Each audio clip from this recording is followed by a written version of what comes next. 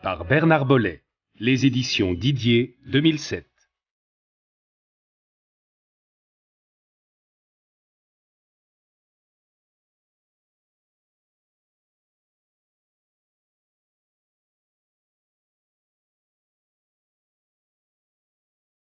Chapitre 1. La famille Rigoux. Dominique arrive quand? Demande Pat. Demain, au début de l'après-midi, lui répond son père, monsieur Rigoux. Pour être précis, il arrive à Meulan par le train de 13h57. Les Rigoux sont installés autour d'une grande table dans leur jardin. Le soleil de juillet est chaud. La famille est assise à l'ombre d'un grand arbre. Il y a là monsieur et madame Rigoux, leur fille Joséphine, 14 ans, et les deux jumeaux Patrick et Frédéric, 13 ans. Tout le monde les appelle Jo, Pat et Fred. Tous les ans, les Rigoux reçoivent chez eux un enfant d'une cité de la région parisienne pour 1 mois. Ainsi, l'invité part en vacances comme ses copains, et les 3 enfants ont un nouveau camarade de jeu pendant 1 mois. Une association organise tout. Elle choisit les enfants et les familles. Cette année, on attend un garçon, Dominique. D'après sa fiche, il a 13 ans comme les jumeaux. Il va au collège. Son père est au chômage et sa mère travaille dans une cantine scolaire. Dominique n'est jamais parti en vacances en été. Les Rigoux habitent une grande maison pleine de charme. Il y a un grenier avec des vieux livres, des objets bizarres et de nombreux souvenirs de voyage de monsieur et madame Rigoux. Quand il pleut, Pat et Fred aiment y passer la journée. La maison se trouve dans un petit village, Montalet-le-Bois, à 45 km de Paris. Là, il y a encore des vaches dans les champs. On peut faire du cheval ou du VTT dans la campagne. C'est une belle région entre la Seine et le parc naturel du Vexin. « Qu'est-ce qu'on va montrer à Dominique ?» demande Jo. « Ça dépend. Il y a tellement de choses à voir ici, répond madame Rigoux. On peut aller tous ensemble un jour à Thoiry. »« Super! La réserve africaine et le zoo, j'adore, dit Pat. C'est magnifique, je vais faire des photos. On peut aussi aller à Giverny. »« Oh non, pas Giverny, crie Fred. C'est pas marrant. Un jardin avec des fleurs et des touristes de tous les pays. »« Oui, mais c'est beau. Et c'est le jardin du peintre Claude Monet, explique Joséphine. Moi, j'aime bien. »« C'est bien un truc de fille. Qu'est-ce que tu proposes alors ? » Il y a plein de châteaux dans les environs, je ne sais pas. Le château Gaillard aux Andély, le château de la Roche-Guyon juste à côté. On peut même y aller à vélo, c'est vraiment pas loin. C'est une excellente idée. Et on peut pique-niquer, ajoute madame Rigoux. On peut aller une fois au bord de la mer, dit monsieur Rigoux, à Dieppe par exemple. En voiture, il faut 2 heures, pas plus. Dominique n'est pas encore là, on a encore le temps de réfléchir. Et puis il faut voir avec lui, il peut donner son avis. Bon, les garçons, vous allez coucher à 3 dans votre chambre. Elle est rangée, j'espère. Bien sûr, maman, répond Pat. Tu nous connais, ajoute Fred. Justement, vous avez pensé à lui laisser un coin pour ses affaires? Évidemment, on n'est plus des gamins. Madame Rigoux a des courses à faire. Elle va au supermarché à Meulan. Joséphine l'accompagne. Elle aime bien Meulan. Elle va toujours chez le marchand de journaux pour acheter un magazine pour ados. Quand elle a un peu d'argent de poche, elle achète aussi 1 ou 2 livres. Monsieur Rigoux veut laver la voiture. « Est-ce que quelqu'un peut m'aider ?»« Désolé, mais j'ai encore des choses à ranger dans la chambre, » s'excuse Fred. « Moi aussi, » ajoute Pat. Pat et Fred montent dans leur chambre. Pat est fou de photos. Il regarde ses photos sur leur ordinateur. Fred, lui, s'intéresse à tout sur le Moyen-Âge. Il a des livres, des DVD, des BD, des maquettes de châteaux. Il finit la maquette du château Gaillard, la formidable forteresse de Richard Cœur de Lion. « Pat, tu n'as pas des ciseaux par hasard? C'est pour couper ce petit bout de plastique. »« Non, mais regarde dans la chambre de Jo, elle a sûrement ça. Tu peux y aller, elle n'est pas là. Elle est partie faire les courses avec maman. » Fred prend les petits ciseaux de sa sœur, coupe son bout de plastique et les range. « Fred, tu veux vraiment aller à la Roche-Guyon à vélo? »« Oui, pourquoi? »« Est-ce qu'on a une bicyclette pour Dominique? »« Ben oui. Le vieux vélo de papa est toujours dans le garage. Il faut le nettoyer un peu et regarder les pneus, il n'y a pas de problème. » On entend une voiture. C'est Madame Rigoux et Jo. Elle rentre de Meulan. Jo monte dans sa chambre, elle veut couper quelque chose. Elle cherche ses ciseaux, mais ne les trouve pas. Elle demande à ses frères « Quelqu'un a vu mes ciseaux ?»« Non. »« Oui, attends, j'ai eu besoin de tes ciseaux. Ils sont dans la salle de bain, je crois. »« Pourquoi dans la salle de bain? Tu les as pris où ?»« Sur ta table. Mais la salle de bain, c'est mieux pour des petits ciseaux. Vous êtes vraiment pénibles tous les deux. » Deux frères comme Pat et Fred, c'est beaucoup. Un troisième garçon pendant 1 mois, c'est trop pour moi, pense Joséphine. Chapitre 2. Dominique. Le train de Paris est parti en direction de Mantes. Peu à peu, les voyageurs sont sortis de la gare de Meulan. Monsieur Rigoux, Pat et Fred regardent le quai maintenant vide. Pas de Dominique. Il a peut-être manqué son train. Il y a seulement une ado avec un gros sac à dos. Elle regarde de tous les côtés. Elle aussi attend quelqu'un. Elle s'approche de Monsieur Rigoux. « Excusez-moi, monsieur. Personne n'est venu me chercher. Je dois aller à Montalet-le-Bois. Est-ce qu'il y a un car pour aller là-bas ?»« Tu as de la chance. Nous sommes de Montalet. On peut te prendre avec nous. Avec qui est-ce que tu as rendez-vous ?»« Avec la famille Rigoux. »« Tu t'appelles Dominique ?»« Oui. Comment vous le savez ?»« Les Rigoux, c'est nous, dit Fred. On attend un Dominique. »« Mais tu es une fille, ajoute Pat. Pour nous, Dominique, c'est un garçon. » « Je suis vraiment désolé, dit Dominique. Elle rit. J'ai toujours été une fille et je ne vais pas changer. Enfin, tu es là, c'est le plus important.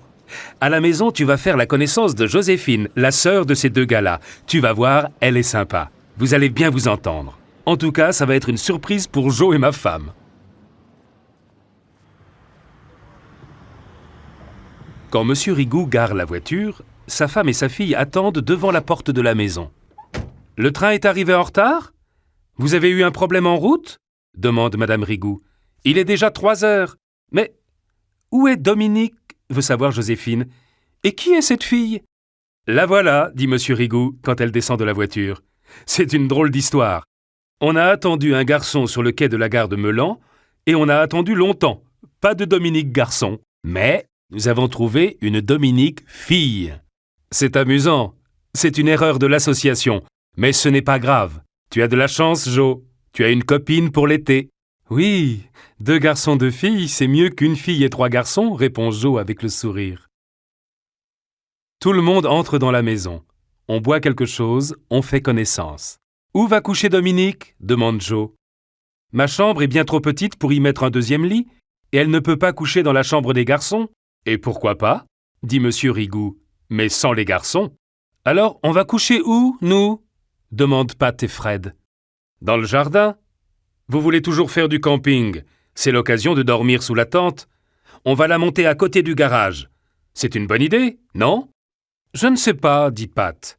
Toutes nos affaires sont dans notre chambre. Nos bouquins, notre ordinateur, mes photos, les maquettes de Fred. »« Dominique aime peut-être le camping, ajoute Fred. On peut lui prêter notre tente ? » ?»« Je suis d'accord avec Fred, continue Pat. Non, non et non. Dominique prend votre chambre. Un point, c'est tout. Le Moyen-Âge et les châteaux ne l'intéressent pas. Elle ne va pas toucher à vos affaires. Et dans la journée, vous pouvez aller vous amuser dans votre chambre. Les jumeaux montent la tente dans le jardin avec leur père. Dominique s'installe dans la chambre des garçons et discute avec Joséphine. Les 2 jeunes filles sont tout de suite amies. Toutes les 2 adorent lire, surtout des romans d'amour. Au collège, elles aiment l'histoire et le français. Elles n'aiment pas trop les maths. Il y a une seule grosse différence. Joséphine aime bien l'anglais, Dominique déteste ça. Le soir, au dîner, Dominique fait déjà partie de la famille. Elle met le couvert avec les jumeaux et débarrasse la table avec Joséphine. Pat lui a déjà montré ses plus belles photos. Fred a essayé de lui expliquer son amour du Moyen-Âge. Monsieur et Madame Rigoux sont contents eux aussi. Le soir, Dominique téléphone à ses parents. Elle raconte l'erreur de l'association et la situation à la gare. « Moi, un garçon ? Vous pouvez m'imaginer en garçon ?» Elle rit et continue. « Oui, tout va bien. Monsieur et Madame Rigoux sont très gentils. Je suis déjà très amie avec leur fille Joséphine. Elle a 14 ans. Pat et Fred, les 2 filles, sont le même âge que moi. Ils sont jumeaux. Demain, nous allons visiter les jardins de Giverny. Vous avez le bonjour de toute la famille. Je vous embrasse bien fort tous les deux. Au revoir. Dominique est fatigué et s'endort rapidement.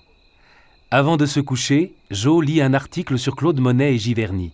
Demain, elle a envie de briller devant Dominique. Dans leur tente, les jumeaux ont du mal à s'endormir. Ce n'est pas confortable. Et dans la nuit, on entend les bruits de la campagne et les cris des chauves-souris. Ils ont peur quand une chouette passe juste au-dessus de la tente. Les vacances commencent bien. Et en plus, Dominique est une fille.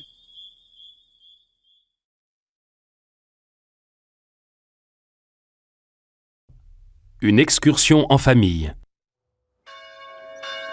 Le lendemain matin, il fait très beau. Les Rigoux prennent le petit déjeuner dehors, devant la maison.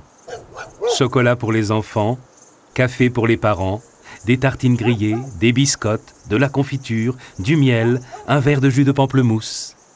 « Qu'est-ce que la confiture d'abricot est bonne !» dit Dominique. « Oui, c'est la confiture de notre grand-mère. Elle fait très bien la cuisine et elle fait les meilleures tartes du monde, surtout la tarte aux prunes. »« Vous avez bien de la chance. Je n'ai jamais mangé de confiture aussi bonne. »« Je propose d'aller aujourd'hui à Giverny, » dit Monsieur Rigoux. « Il fait beau, c'est bien pour se promener dans les jardins. Et il est encore tôt. On peut arriver avant les quarts de touristes, mais il faut partir maintenant. »« Mais, papa, Giverny, ça n'intéresse personne, » affirme Fred. « On peut aller aux Andély et montrer le château Gaillard à Dominique. C'est mieux, non ? » « Je ne sais pas, il faut demander à Dominique. Qu'est-ce que tu préfères, Dominique, Giverny ou le château Gaillard ? » « Je ne sais pas. Le château Gaillard, c'est un château fort. On a appris ça au collège. C'est les ruines du château de Richard Cœur de Lion. »« Tu es forte, » dit Fred avec un petit sifflement d'admiration. « Mais qu'est-ce qu'il y a à Giverny ? » « Tu connais Claude Monet ? Demande Jo. « C'est un peintre, non ? » ?»« Oui, c'est un très grand peintre, un impressionniste. Eh bien, à Giverny, il y a sa maison et un parc. Quand on se promène dans le parc, on retrouve tous ces tableaux avec les fleurs, les arbres. C'est vraiment extraordinaire. C'est pas comme les ruines du château. Alors, on va à Giverny ? C'est une question difficile. Je ne sais pas. Giverny, c'est sûrement très beau, mais le château Gaillard m'intéresse aussi. On peut visiter les deux, propose Pat. C'est la meilleure solution. Et pour faire des photos, c'est génial. Pourquoi pas, dit Madame Rigoux. Giverny, c'est de toute façon sur le chemin du château Gaillard. Pour aller de Montalet à Giverny, il faut un peu moins d'1 heure. On peut être là-bas avant les touristes à 10 heures. On reste là jusqu'à midi. Après, on peut acheter quelque chose à Vernon et faire un pique-nique au bord de la Seine. Dans l'après-midi, on continue notre route jusqu'aux Andély. 1 heure plus tard, les Rigoux sont dans les jardins de Claude Monet. Même Fred est heureux de cette visite. Après le parc, il visite la maison avec son atelier, la salle à manger jaune, la cuisine bleue et blanche, la chambre. Les visiteurs sont très nombreux.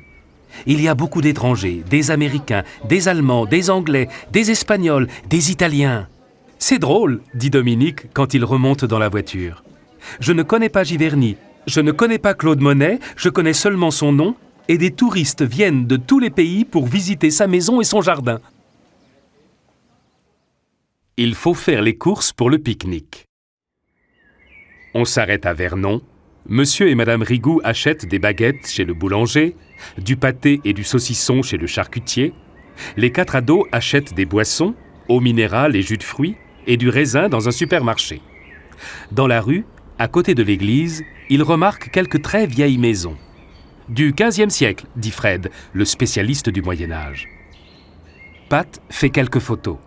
Fred veut encore montrer une très vieille tour à Dominique, la tour des archives. Mais il donne trop d'explications et ça ennuie tout le monde. Et puis le petit déjeuner est bien loin et les autres ont faim.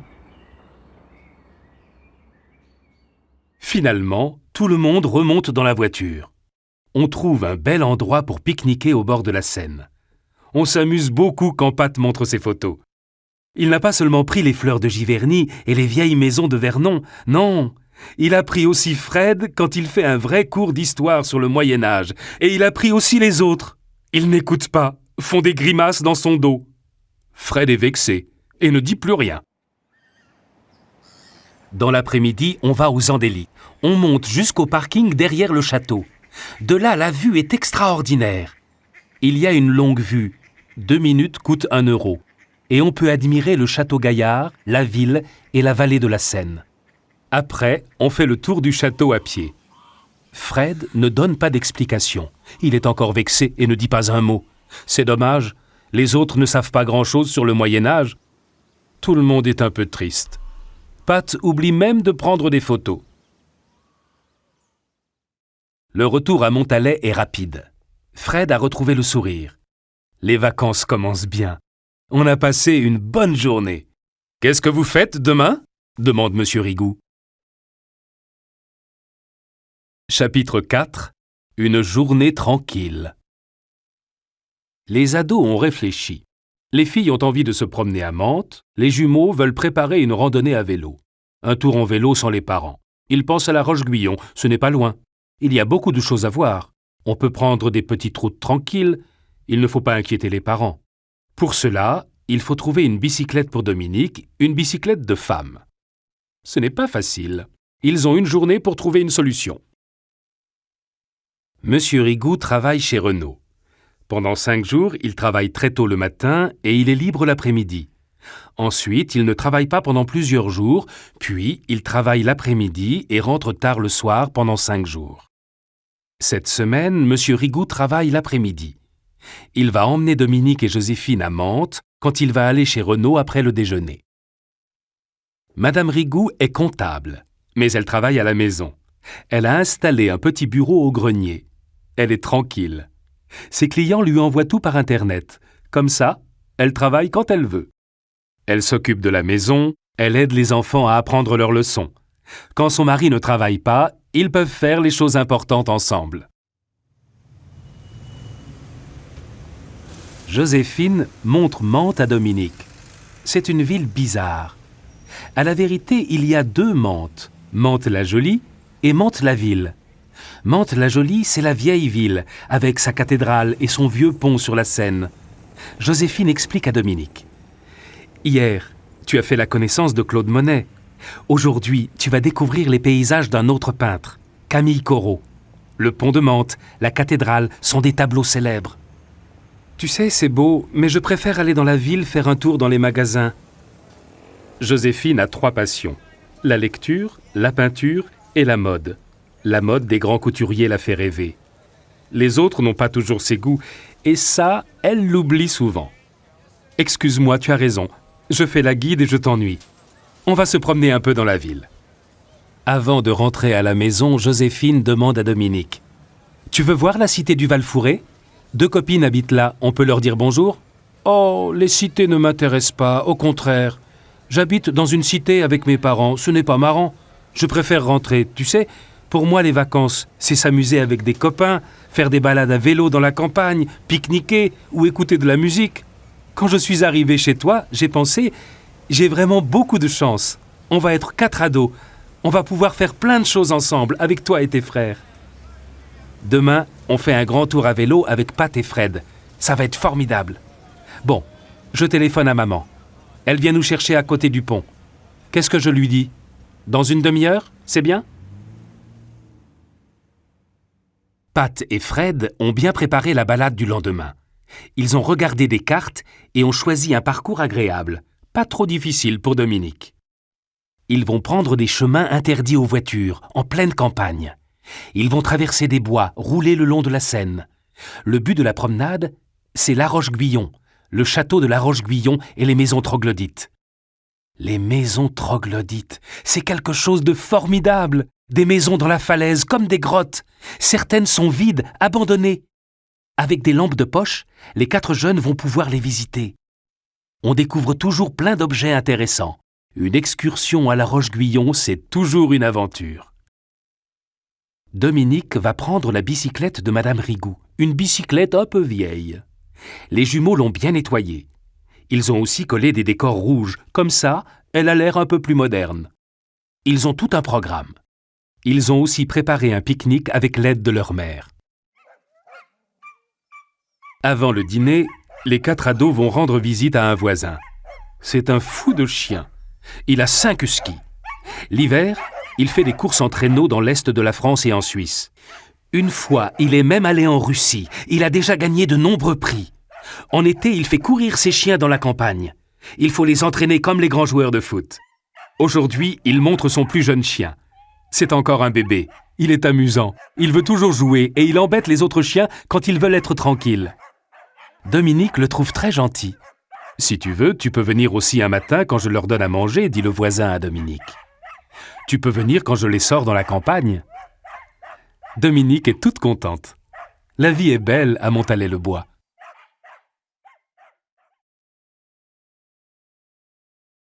Chapitre 5. La découverte. Dominique a bien de la chance. Il fait beau. Elle va faire une grande balade à vélo avec des ados de son âge, sans adultes. Cette liberté lui plaît. Avant de partir, Fred et Pat expliquent aux deux filles le programme de la journée. Il faut faire le plus dur le matin, quand il fait encore frais. On va visiter les environs jusqu'à midi, aller jusqu'à Chérence. Là, on va se reposer un peu et pique-niquer à côté du club de vol à voile. On a une belle vue sur la vallée de la Seine, et c'est intéressant de regarder les planeurs dans le ciel. Après, c'est l'aventure à La Roche-Guyon. Tout le monde trouve le programme formidable. Dominique fait un petit tour dans le jardin pour essayer la bicyclette de Madame Rigoux. Pas de problème, les 4 jeunes partent. Madame Rigoux se met au travail dans son petit bureau sous le toit. Monsieur Rigoux se lève. Il est rentré du travail très tard hier soir et il profite du calme pour prendre son petit déjeuner dans le jardin. Vers 2 heures, les 4 amis remontent sur leur vélo. Ce n'est pas fatigant, la route descend vers La Roche-Guyon. On n'a pas besoin de pédaler. Un peu avant d'arriver au village, ils s'arrêtent. D'anciennes caves, d'anciennes écuries, des maisons en ruine sont creusées dans la falaise. Certaines sont aujourd'hui des garages, d'autres sont abandonnées. Elles sont mal fermées et on peut y entrer. On peut entrer ? Ce n'est pas interdit ? Demande Dominique. On vient ici de temps en temps, répond Fred. Notre père est venu là aussi à notre âge. Personne ne nous a jamais rien dit, et puis on ne va rien casser, on ne va rien voler, on veut seulement visiter. J'ai 4 lampes de poche, une par personne, dit Pat. Je prends aussi mon appareil photo, on peut y aller. Les 4 ados entrent dans une cave. C'est sale. Il y a de vieilles bouteilles partout, mais ils continuent leur chemin. Ils allument leurs lampes. Dans une deuxième pièce, il y a du bois, une vieille armoire, une drôle de machine agricole, des objets inconnus, vieux et sales. Au fond de la pièce, il y a un petit passage. Ça devient intéressant.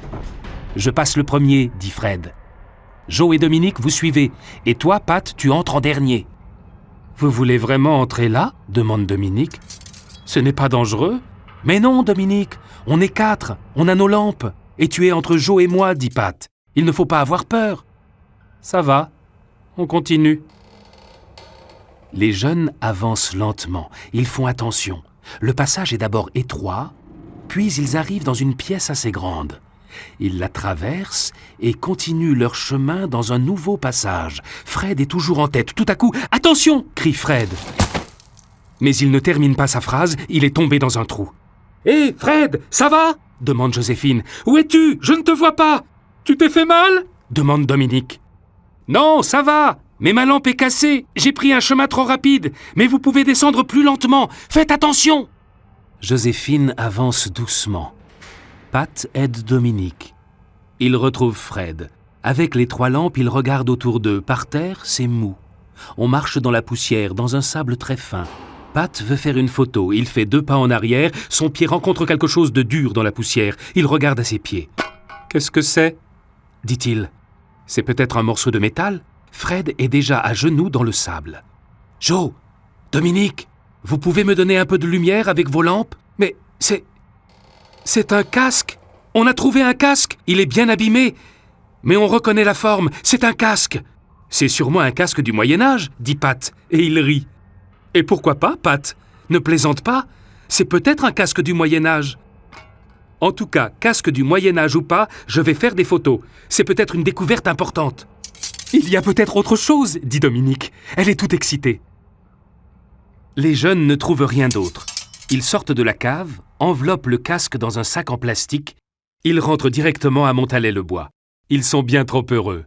Ils n'ont pas le temps de visiter la Roche-Guyon avec son château et l'ancienne halle. Aujourd'hui, c'est la mairie. Ils ne s'arrêtent pas non plus au village troglodyte de Haute-Île. 1 heure plus tard, ils sont à Montalet, à la maison.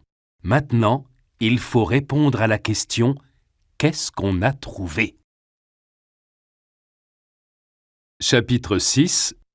Questions sans réponse.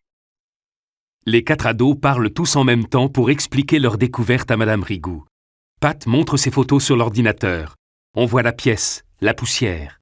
On compare ensuite le casque avec les illustrations d'un livre d'histoire. Madame Rigoux regarde sur Internet avec Fred.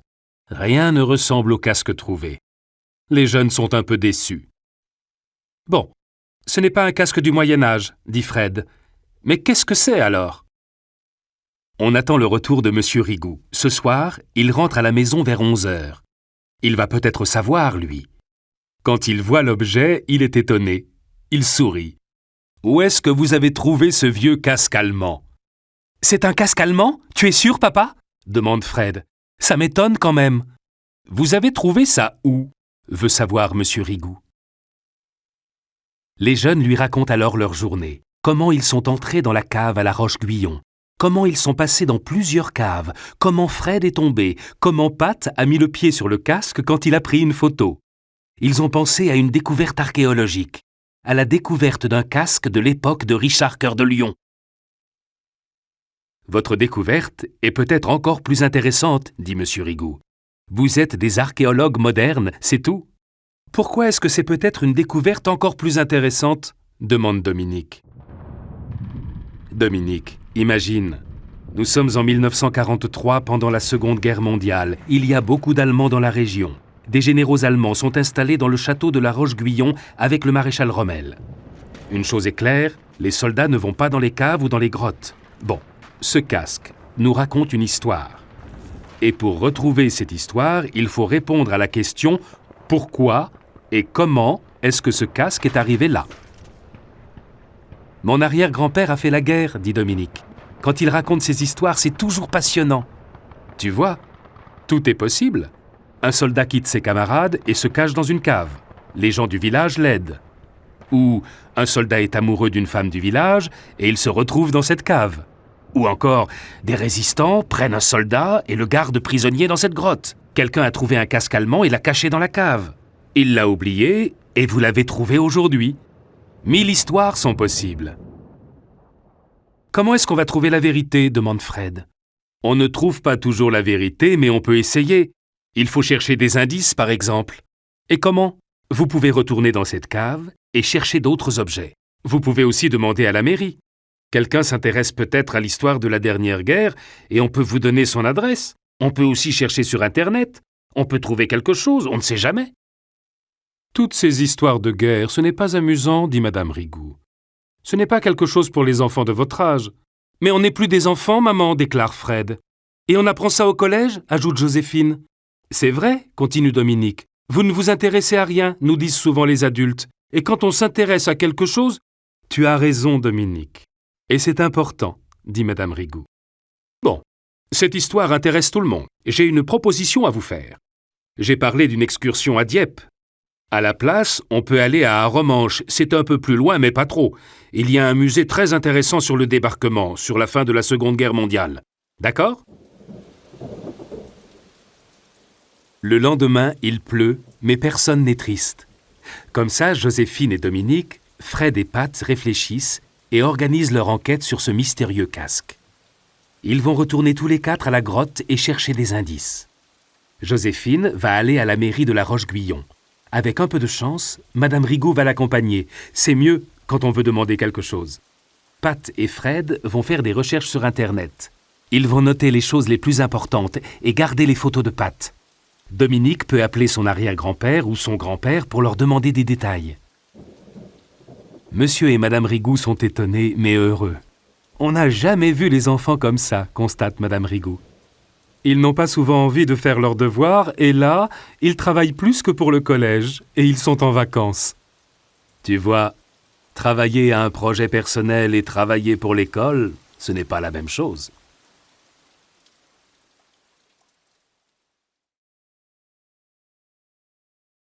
Chapitre 7. La collection. Pendant les jours suivants, les 4 ados sont très actifs. Ils retournent à la grotte. Ils ont des lampes et des outils, une pelle, un petit balai. Ils arrivent rapidement dans la dernière cave.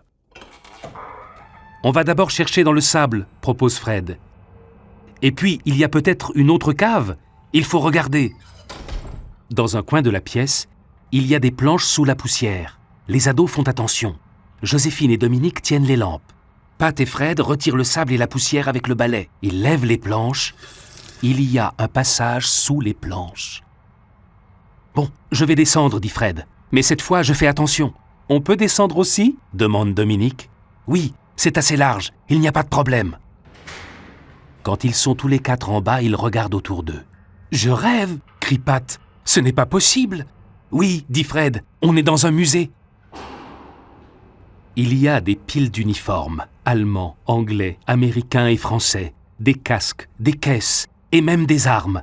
Tout est parfaitement rangé, mais il y a de la poussière partout. Personne n'est venu ici depuis des années. Pat prend des photos. Il ne touche à rien. Le soir, il raconte tout à monsieur et madame Rigoux. « Cette fois, il faut en parler à la mairie de La Roche-Guyon, dit madame Rigoux. C'est trop important.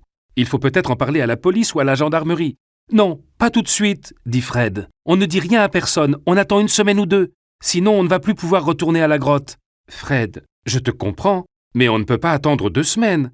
On peut attendre 2 jours, peut-être 3, mais pas plus. Demain, je vais à la mairie de La Roche-Guyon avec maman, dit Joséphine. On va peut-être apprendre quelque chose. Le lendemain matin, madame Rigoux et Joséphine sont à la mairie. Elles attendent un petit moment, puis le maire les fait entrer dans son bureau. « Qu'est-ce que je peux faire pour vous ?» demande le maire.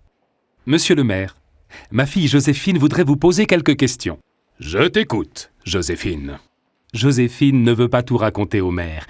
Elle explique « Voilà, avec des amis de mon âge, on prépare quelque chose sur la fin de la Seconde Guerre mondiale. Nous cherchons des informations sur la situation à La Roche-Guyon. À qui est-ce qu'on peut demander des renseignements ?»« C'est une question bien difficile. J'ai bien connu quelqu'un, un monsieur très gentil, mais il est mort depuis plusieurs années. Il a écrit des articles dans la presse locale, mais c'est vieux tout ça. Sinon, je ne connais personne. »« Il a peut-être de la famille, des enfants ?»« Oui, il a une fille.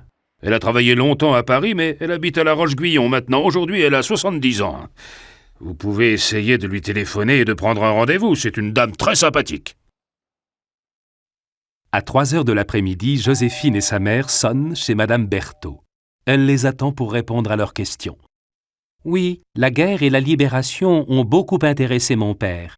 Il a collectionné les uniformes, les armes, les photos de cette époque. Cela ne m'a jamais intéressé. Et je n'ai jamais retrouvé sa collection. » La vieille dame ressemble un peu à la grand-mère de Joséphine. Elle est charmante. Joséphine lui raconte toute l'histoire et maintenant tout est clair. « Cette cave est à moi, Joséphine. J'y suis allée une seule fois et je n'ai visité que les 2 premières pièces. Tu as retrouvé la collection de mon père. Bien sûr, ce n'est pas bien d'entrer dans une cave fermée sans autorisation. Mais enfin, qu'est-ce que tu vas faire maintenant, Joséphine ? » ?»« Je ne sais pas, je vais réfléchir avec mes 2 frères et mon ami. En tout cas, pour nous, c'est important de raconter ces choses-là, de montrer la collection de votre père. »« Dans ce cas, je veux bien t'aider, Joséphine. Je te donne l'autorisation à toi et à tes frères d'entrer dans ma cave. Mais je vous demande de faire attention aux objets et de poser un verrou à la porte. »« Merci bien, madame. Vous êtes vraiment gentille. » Le soir, tout le monde est heureux chez les Rigoux. Les 4 jeunes discutent, réfléchissent. « J'ai une idée, dit Dominique. Je propose d'organiser une exposition. Qu'est-ce que vous en pensez ? » ?»« Une exposition ? Qu'est-ce que tu veux exposer ? Et où ? demande Fred. « Où ? Mais c'est facile. À La Roche-Guyon, bien sûr. Peut-être à la mairie. Le maire est très sympa et c'est intéressant. Qu'est-ce qu'on peut exposer ? Une partie de la collection de madame Berthaud.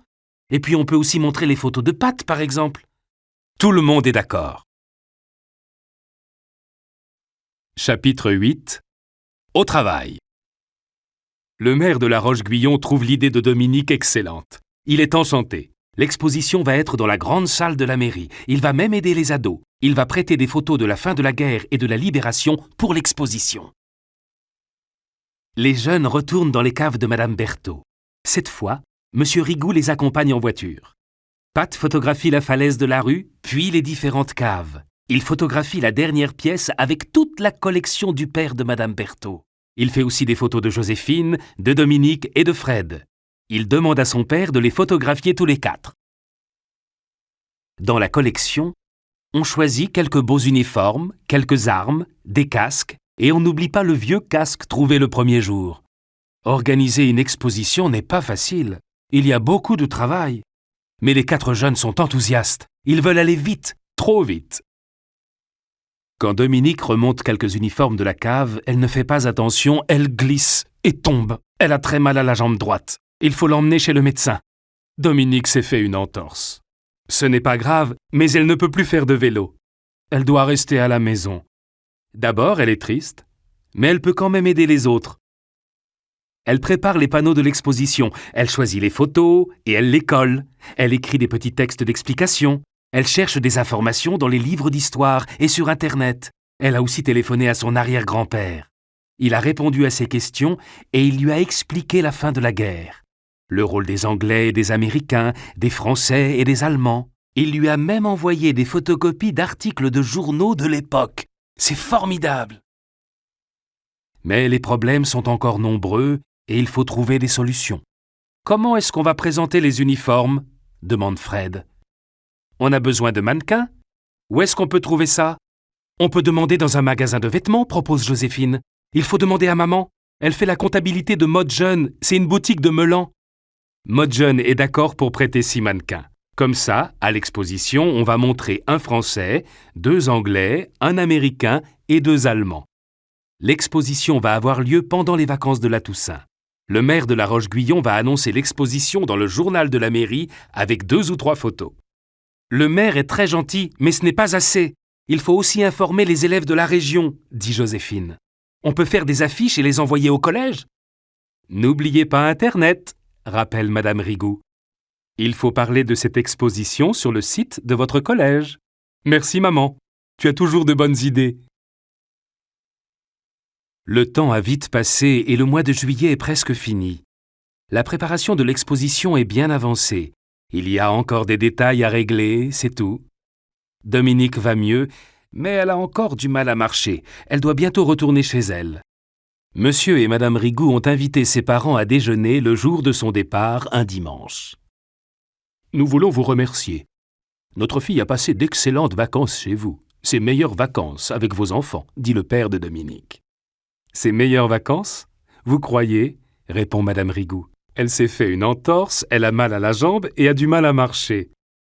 Je marche mieux et je n'ai plus mal, corrige Dominique. Et mes parents ont raison, ce sont vraiment mes meilleures vacances. Je me suis fait 3 amis. En 4 semaines, j'ai découvert Giverny, le Château Gaillard, Mantes. On est allé au bord de la mer à Arromanches. Et je ne parle pas de notre aventure à La Roche-Guyon ou de l'exposition que nous préparons. C'est vraiment extraordinaire. On va être triste sans toi, dit Fred. Nous avons notre exposition à la Toussaint, heureusement, ajoute Pat. Et comme ça, tu vas bientôt revenir nous voir, continue Joséphine. Mais à la Toussaint, je ne sais pas, murmure Dominique. Mais si, bien sûr, dit Monsieur Rigoux.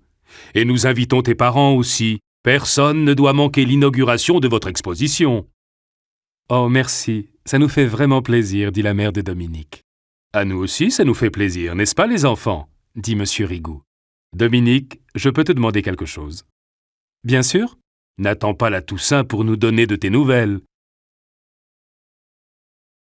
Chapitre 9. L'exposition. La Toussaint est vite arrivée. On inaugure l'exposition La Roche-Guyon entre la guerre et la paix le vendredi soir à 18h. Monsieur Rigoux est allé chercher Dominique et ses parents à la gare de Meulan. Ils sont allés directement à la mairie de La Roche-Guyon. Madame Rigoux, Pat, Fred et Jo les attendent. Les 2 familles sont un peu nerveuses. Le maire vient les saluer. Il y a aussi des professeurs du collège, des camarades de classe des enfants, des amis des Rigoux. On attend même le sous-préfet. Il y a un reporter du Pays Mantois et un photographe. Il est en train de parler avec Pat. Dans la grande salle de la mairie, les invités discutent. Un micro est installé. Le maire va faire un petit discours. Dans un coin de la salle, il y a un magnifique buffet. Les gens regardent les objets exposés, les uniformes, les photos de Pat et les documents de l'époque. Ils lisent les panneaux, les articles. Les plus vieux se rappellent leur jeunesse et racontent leurs souvenirs. La vie à la Roche-Guyon en 1944. Madame Berthaud est heureuse de revoir une partie de la collection de son père. Elle se souvient, elle aussi. Elle pense à son père. Cette exposition, c'est un peu un cadeau pour lui. Le maire s'approche du micro. Les gens se taisent. Il salue les invités, présente le sous-préfet. Il commence son discours. Il raconte l'histoire de cette exposition, présente les 4 ados et les remercie. Ensuite, le sous-préfet dit quelques mots. Il félicite les 4 jeunes. On parle trop souvent des jeunes pour les critiquer, pour leur faire des reproches. Les journaux racontent leurs erreurs, leurs bêtises. Mais tous les ados ne sont pas comme ça. On oublie les ados comme Dominique et Joséphine, Patrick et Frédéric. Leur aventure a commencé par une grosse faute quand ils sont entrés dans ces caves, c'est vrai. Mais après, ils ont compris leur erreur, ils se sont excusés, sont allés voir le maire, la propriétaire. Et aujourd'hui, ils nous font cadeau de leur découverte à nous tous, mesdames et messieurs. Il parle encore pendant au moins 10 minutes. Les gens trouvent le temps long et regardent le buffet. Les jeunes s'ennuient. À la fin de son discours, le sous-préfet a une bonne nouvelle. Pour encourager les jeunes, l'exposition va être présentée sur Internet, sur le site de la sous-préfecture. Comme ça, tout le monde va pouvoir la découvrir et découvrir en même temps les 4 collégiens. À l'avenir, la sous-préfecture veut présenter tous les projets intéressants sur son site. La salle applaudit le sous-préfet. Elle applaudit encore plus fort quand il dit « Le buffet est ouvert, je vous souhaite une bonne soirée !» Dominique, Pat, Fred et Joe retrouvent des camarades du collège. Tout le monde veut les voir et leur parler. Les 4 amis rêvent déjà de préparer une autre exposition. Fred pense à faire quelque chose sur le Moyen-Âge. Pat propose aussitôt de photographier tous les châteaux forts de la région. Joe et Dominique souhaitent présenter les paysages choisis par les peintres, par exemple Claude Monet, Camille Corot. Là encore, Pat veut bien photographier les jardins de Giverny ou le vieux pont de Mantes. Tout le monde a des idées. Dominique pense à un projet entre les élèves d'un collège d'une cité de banlieue et d'autres collégiens. C'est intéressant de découvrir les différences et de montrer les points communs. Les parents de Dominique et monsieur et madame Rigoux bavardent. Ils sont heureux. Le père de Dominique n'est plus au chômage. Il propose au Rigoux. Aux vacances de Noël ou à Pâques, nous pouvons recevoir Joséphine à la maison pour une semaine. Dominique en a tellement envie. Ça va lui faire plaisir, répond madame Rigoux. Joséphine et Dominique sont de vraies copines. Regardez, ce soir elles ne se quittent plus, mais on peut lui demander. Monsieur Rigoux appelle Joséphine. Elle vient avec Dominique. Jo, les parents de Dominique t'invitent à passer une semaine chez eux. Qu'est-ce que tu en penses ? Joséphine ne répond pas. Elle ne peut pas parler. Elle embrasse Dominique et ses parents. Une petite larme brille au coin de l'œil, mais elle sourit.